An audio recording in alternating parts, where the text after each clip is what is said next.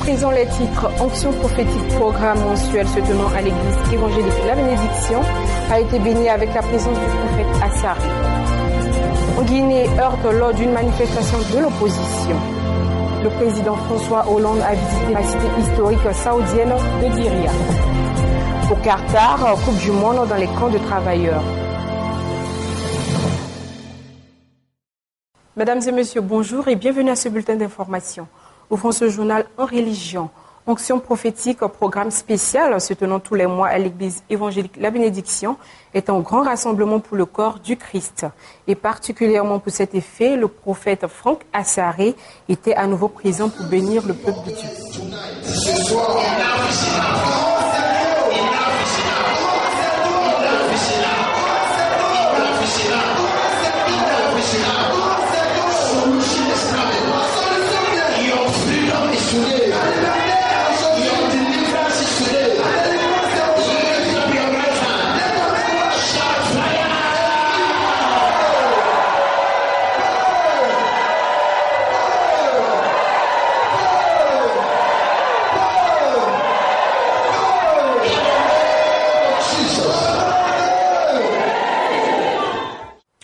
En société, la 7e édition de la Journée nationale des pasteurs organisée par l'ONG des Amis d'Israël de Côte d'Ivoire a eu lieu le vendredi 1er mai 2015 dans la commune de Cocody. Cérémonie qui a été l'occasion de présenter le siège de l'ONG et de récompenser les pasteurs qui se sont distingués au cours de l'année.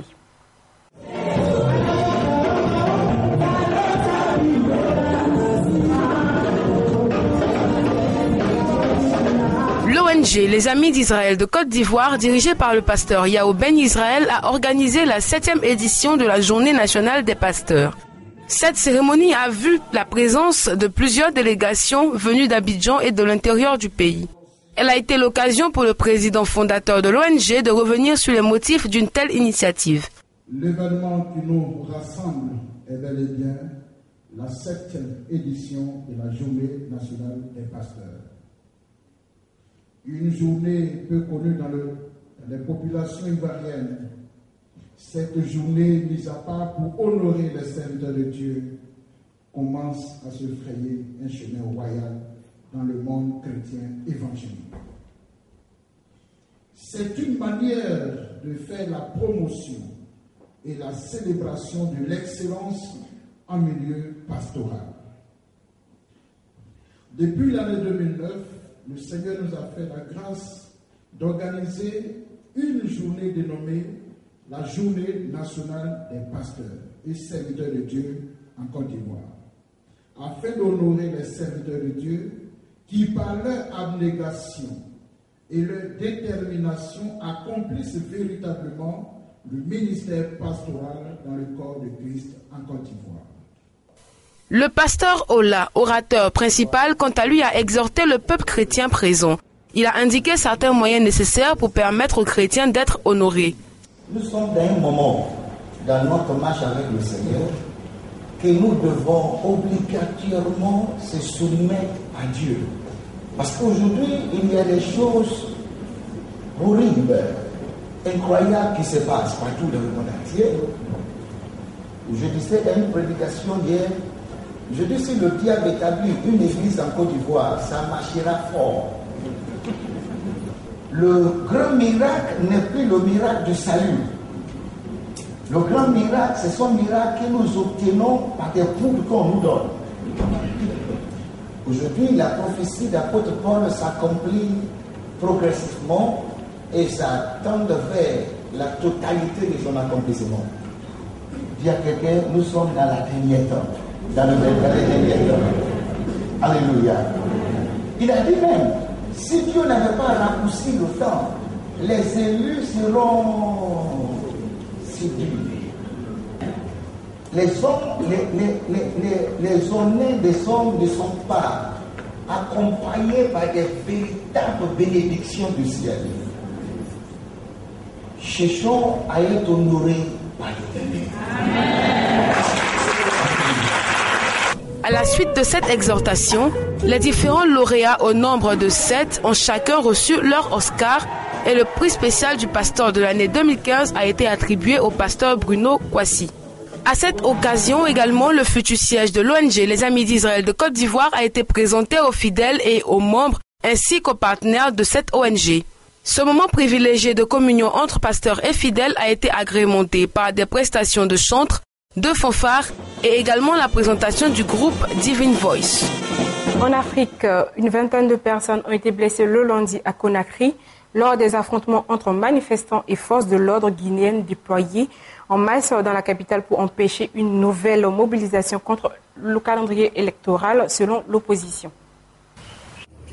L'objectif, c'est quoi? C'est quand même aussi de faire en sorte qu'on sache que l'opposition a une capacité, si vous voulez, de mobiliser les gens. Je crois que ça, nous le prouvons tous les jours, chaque fois que nous lançons ce mot d'ordre.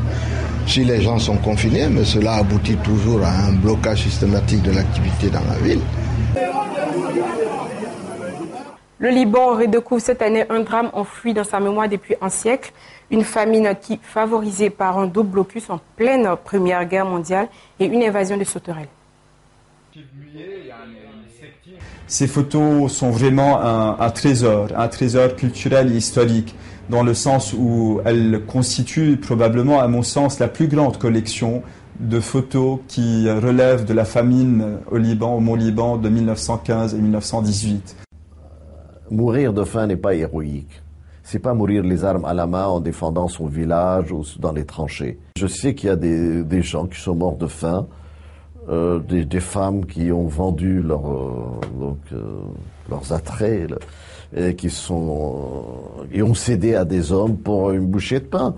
Il y a des gens qui ont vendu leur terrain pour une orange. Hors de l'Afrique, la Lituanie a annoncé le lundi l'arrestation d'un ressortissant russe soupçonné d'espionnage au profit de Moscou, au milieu de tensions provoquées par les ambitions de la Russie dans la région avec son engagement en Ukraine.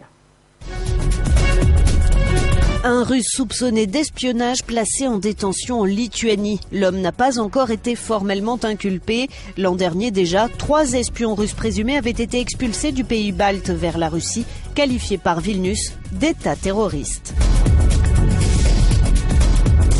Victimes de la Deuxième Guerre mondiale, les 1350 soldats canadiens enterrés au cimetière de Holten aux Pays-Bas ont reçu la visite de quelques 4000 personnes venues souligner leur sacrifice. Des dizaines de jeunes ont notamment déposé des germes de fleurs sur les tombes des soldats canadiens. Les Pays-Bas ont rendu hier hommage aux victimes de la Seconde Guerre mondiale, mais aussi à tous ceux tombés depuis dans les différents conflits impliquant des Néerlandais.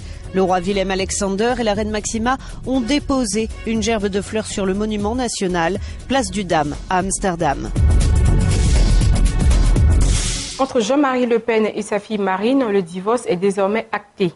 Exclu lundi du Front National, le fondateur du parti parle de félonie et annonce qu'il va utiliser les recours contre le FN. Écoutez, je pense que c'est une félonie et je dois dire que j'ai honte que la présidente du Front National porte mon nom. Et je souhaiterais d'ailleurs qu'elle le perde le plus rapidement possible. Elle peut le faire soit en se mariant avec son concubin, soit peut-être avec M. Philippot ou avec quelqu'un d'autre. Mais moi, je ne souhaite pas que la présidente du Front National s'appelle Le Pen, puisqu'elle traite son père et le président fondateur du Front National absolument d'une façon scandaleuse. Ça veut dire que ce matin, vous répudiez votre fille, Jean-Marie Le Pen? Tout à fait. Je ne reconnais pas de lien avec quelqu'un qui me trahit d'une manière aussi scandaleuse. C'est une véritable trahison à l'égard de son père. Et je pense que ça sera jugé comme tel par l'opinion de tous les Français, de tous les électeurs et surtout de tous les membres du Front National. Si de tels principes moraux devaient présider à l'État français, ça serait scandaleux. Elle est exactement comme ceux que vous dénoncez depuis des années, l'UMP, le PS? C'est même un peu pire, parce que l'adversaire vous combat de face. Là, il vous combat de dos. Si elle vous écoute ce matin, puisque vous ne vous parlez plus frontalement, semble-t-il, qu'est-ce que vous lui dites à Marine Le Pen, présidente du Front National, ce matin? Je lui dis, marie-toi, ça te permettra de changer de nom. Ça me soulagera la conscience. Un aspirateur flottant pour nettoyer les mers des hydrocarbures. Une société française a mis au point un bateau capable d'aspirer en haute mer et par gros temps une nappe de pétrole flottant à la surface de l'océan. Un navire présenté comme unique dans le monde.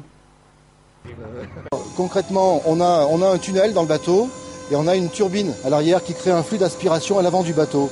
À l'avant du bateau, on a une porte qui s'ouvre et effectivement, c'est un aspirateur qui filtre l'eau entre ses coques. Le pétrole est plus léger, la densité du pétrole est de l'ordre de 0,8, donc le pétrole flotte en mer et c'était vraiment le credo d'Ecocéan au départ, de ramasser du pétrole en mer avant qu'il ne s'échoue à terre. Ce qu'on peut constater chaque fois qu'il y a un problème, on appelle ça une marée noire.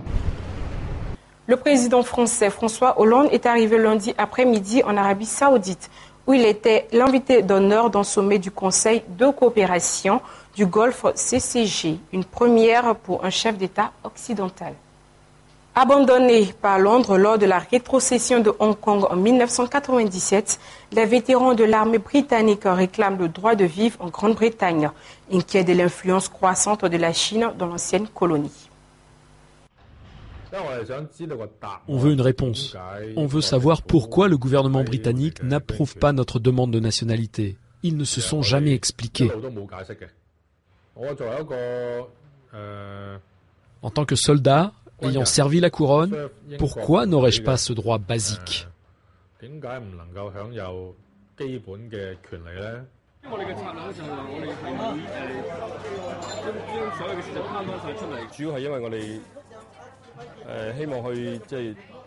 Nous voulons rappeler au gouvernement britannique la contribution des soldats chinois et récupérer notre statut.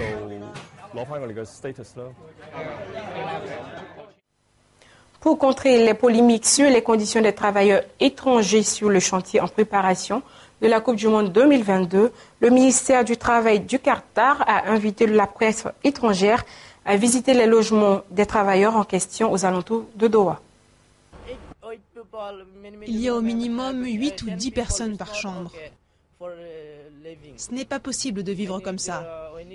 Il faudrait 2 personnes par chambre.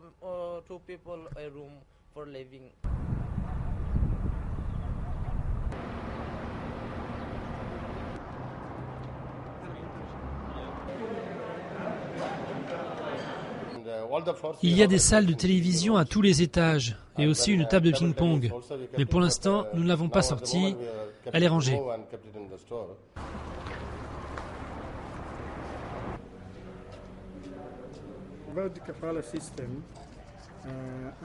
En ce qui concerne le système de kafala, à moins qu'il ne soit aboli par le gouvernement du Qatar, nous serons toujours dans des conditions d'esclavage, entre guillemets, dans ce pays.